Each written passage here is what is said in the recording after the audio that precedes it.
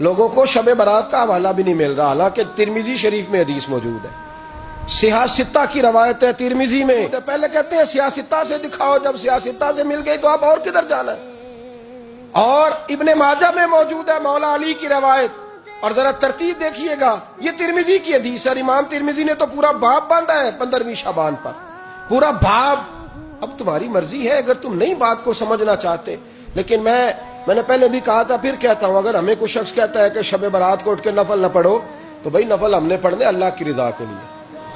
ہمیں کسی بندے سے ڈگری لینے کی ضرورت نہیں، نہ تو ہمارے اور رب کے درمیان معاذ اللہ کوئی وسیلہ ہے کہ تو کہے گا تو پڑھیں گے، جب دل کرے گا پڑھیں گے،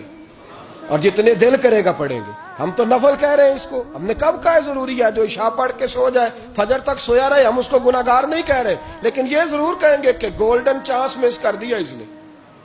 چانس مس کیا ہے، یہ تو اللہ کی رحمت کا موقع تھا۔